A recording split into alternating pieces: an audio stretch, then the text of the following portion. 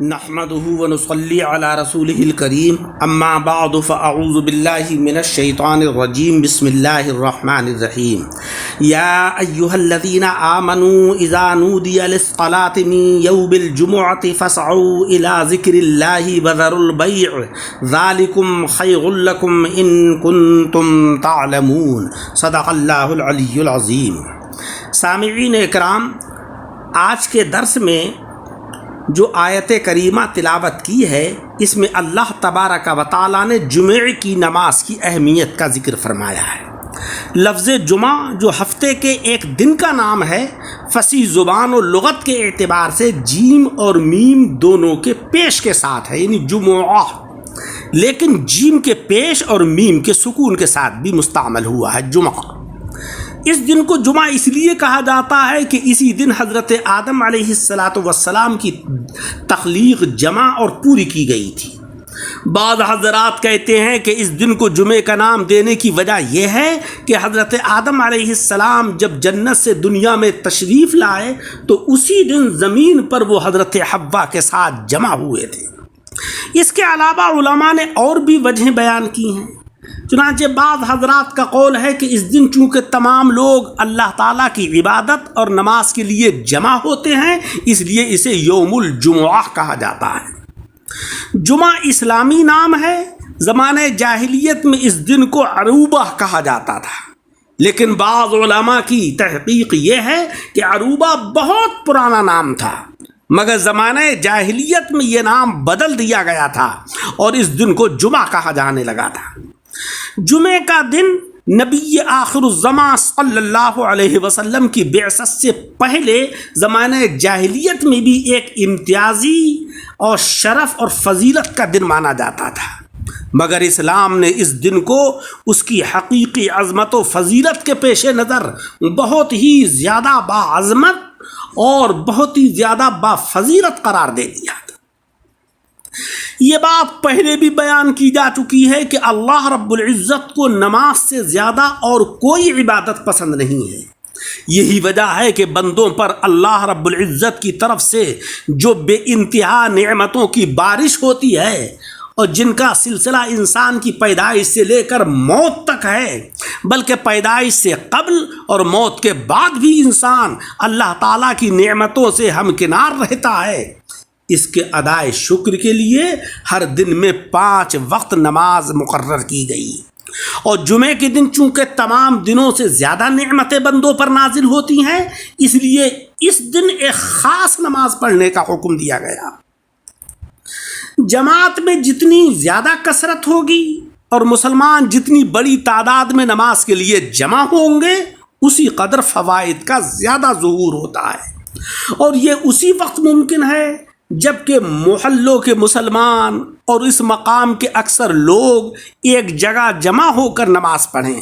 چونکہ ہر دن 5 وقت اس قدر اجتماع لوگوں کی پریشانی اور تکلیف کے پیش نظر ممکن نہیں ہوتا ہے، اس لیے شریعت مطہرہ نے ہفتے میں ایک دن ایسا مقرر فرما دیا جس میں مختلف محلوں اور گاؤں کے مسلمان آپس میں ایک جگہ جمع ہو کر اس عبادت کو ادا کریں۔ اور چونکہ جمعے کا دن تمام دنوں میں افضل اور اشرف تھا، لہذا یہ تخصیص اسی دن کے لیے کی گئی۔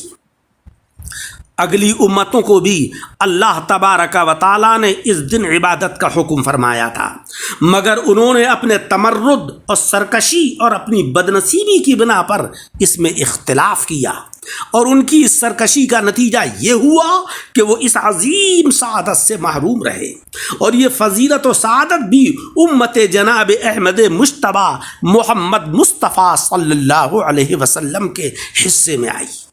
یہودیوں نے سنیچر کا دن مقرر کر لیا، اس خیال سے کہ اس دن میں اللہ تعالیٰ تمام مخلوقات کے پیدا کرنے سے فارغ ہوا تھا۔ عیسائیوں نے اتوار کا دن مقرر کر لیا، اس خیال سے کہ یہ دن ابتدائے آفرینش کا ہے۔ چنانچہ اب تک یہ دونوں فرقے ان دنوں میں عبادت کا بہت زیادہ اہتمام کرتے ہیں، اپنے تمام کام کاج چھوڑ کر اس دن چرچ اور عبادت گاہوں میں ضرور جاتے ہیں، مگر اللہ تبارک و تعالیٰ نے امت جناب محمد مصطفیٰ صلی اللہ علیہ وسلم کو جو جمعۃ المبارکہ کی نعمت سے نوازا ہے، اس کی مثال کسی کے پاس نہیں ملتی۔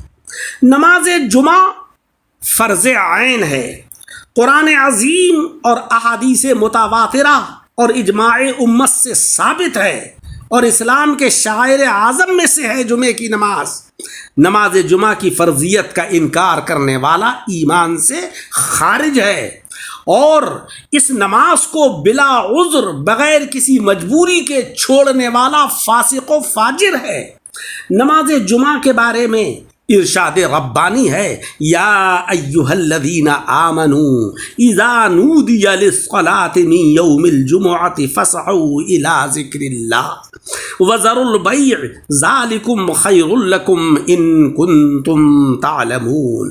اے ایمان والوں، جب نماز جمعہ کے لیے اذان کہی جائے تو تم لوگ اللہ تعالیٰ کے ذکر کی طرف کو دوڑو اور خرید و فروخت کو چھوڑ دو، یہ تمہارے لیے بہتر ہے اگر تم جانو۔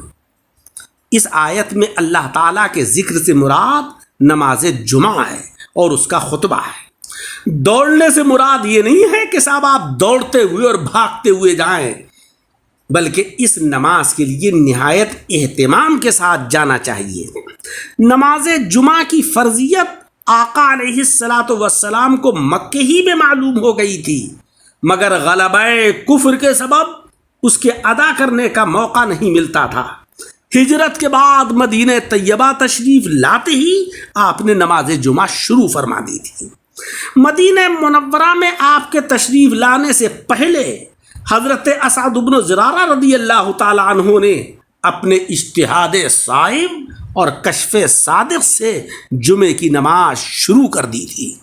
اللہ رب العزت سے دعا ہے کہ مولا رب العزت ہم سب کو نماز جمعہ اور دیگر نمازوں کے اہتمام کرنے کی توفیق عطا فرمائے، آمین بجاہ النبی الکریم۔